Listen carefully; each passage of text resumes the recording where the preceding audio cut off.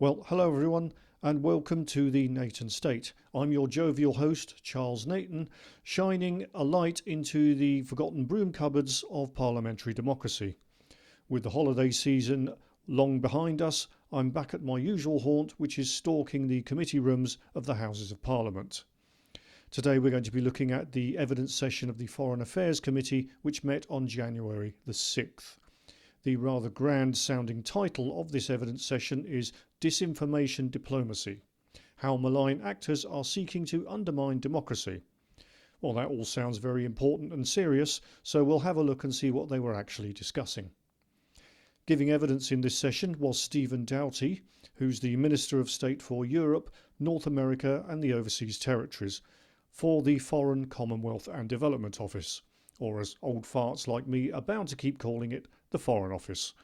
Yeah, I know, get used to it. Sitting next to him was a man called Johnny Hall, who's the director of the Hybrid Directorate for the FCDO. Now, I'm not 100% sure on what the Hybrid Directorate actually does, but it's got to be something to do with information management and hybrid threats, given the nature of the evidence session. Now, we'll get into some details of this later and we'll show a few clips. But the beginning of the session and the first part of it isn't particularly interesting, as it follows a fairly well established routine. We heard about malign actors such as Russia, China, Iran amongst others running bot farms and influence campaigns. None of that is particularly new. We all know they're doing it, and anyone who knows anything about the old Soviet Union knows that they were doing this long before there was even an internet. So it's part of their MO. We shouldn't really be surprised.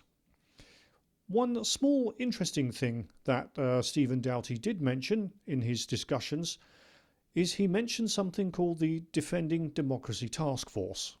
Now, I'm quite a news nerd, but I don't know what the Defending Democracy Task Force is. So I thought I'd better look them up and find out. Now, I thought this would be simple enough, given that they're bound to have a web page or a website or something like that. But no, actually there's very little centralised information regarding them. So I'm going to put a little diagram up on the screen here. So here it is then. The Defending Democracy Task Force, or as I like to call it, Schrodinger's Quango. It was established in November 2022.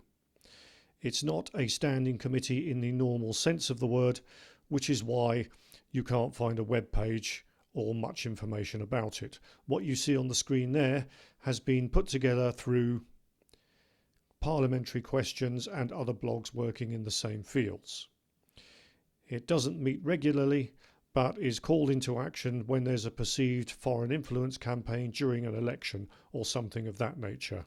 During the first part of the meeting, Stephen Doughty, the Minister, was keen to talk up his department's robust response to disinformation campaigns disseminated by foreign actors such as Russia and Iran. He was quite pleased with his department's record at identifying and countering such disinformation. Then, Conservative MP Afra Brandreth started asking questions about China, and it was very interesting to see both his demeanour change and also the nature of his answers. So we'll have a look at this exchange at some length and go through it because it is quite revealing. Yes, hi, thank you. It was reported in December that the FCDO had been the victim of a cyber attack by the Chinese state-linked Storm 1849 group. I just wondered if you could confirm the nature and scale of this breach and whether you've confirmed who was responsible.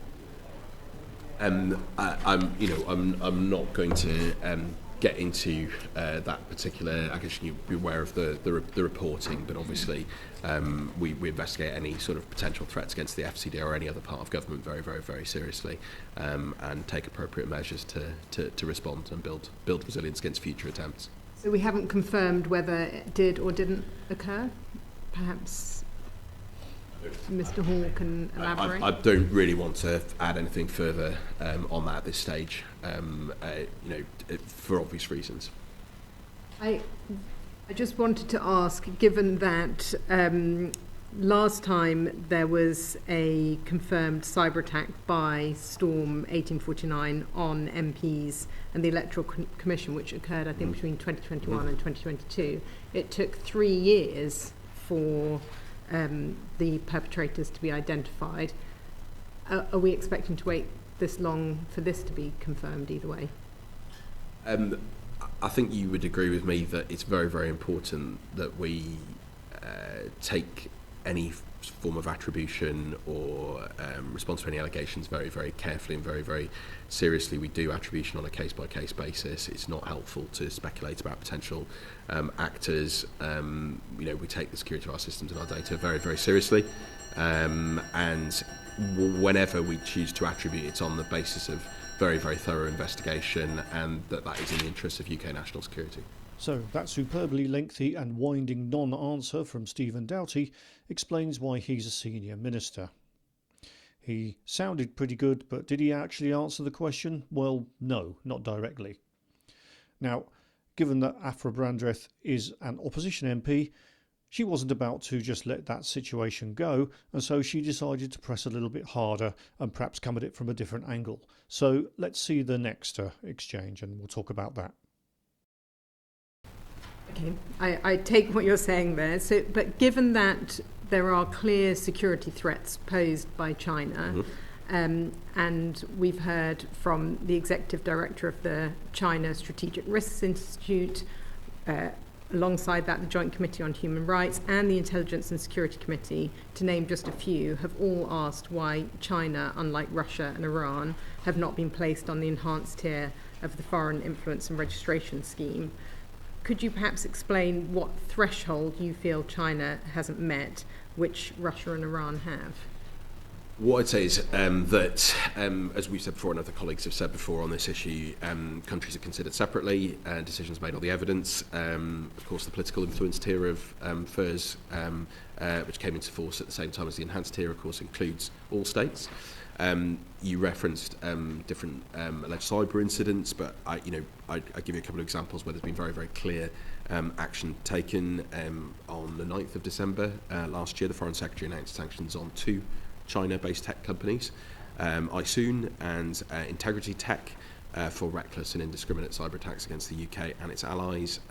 In August, the NCSC published technical advisory linking 3 China-based companies known as Salt Typhoon with targeting of telecommunications. In April, the NCSC did a similar technical advisory exposing 2 spyware campaigns, which were used to compromise mobile devices. So, I'm very, very confident that when the evidence is clear, and it's in our national security interest to do so, that we expose and take action against entities, whether they come from China or elsewhere. Of course, there are a range of threats posed by a range of actors, and we take the necessary actions to respond. Okay. So there we have, in quick succession, a second example of obfuscation and diversion. Stephen Doughty talked for quite a while, and his answers did sound quite confident and robust. But, as previously, he didn't actually answer the question he was asked. But then we are talking about China, and so when it comes to the CCP, all the rules suddenly change, whether that's official or not. The rest of the evidence session went on more or less as you'd expect it to, including with very tiresome Liberal Democrat MP Edward Morello showboating again and trying to shoehorn Donald Trump into every single issue that he possibly can. And I'm sure I speak for many of the audience when I say we're all very tired of hearing about that man, whether he actually belongs in the subject or not. So that's it for this time at the Nation State. Thanks for tuning in. And next time we're going to be looking at the Home Affairs Committee and its further examination of football policing, focusing of course on the recent banning of Israeli away fans, which is a very controversial and important issue. So I hope you'll tune in for that. As always, stay safe, and we've all been on YouTube for ages now, so we all know about like and subscribe buttons, but they do help, so do what you can. It's greatly appreciated. Thanks very much, and I'll see you soon for the next episode of the Nation State. Bye bye for now.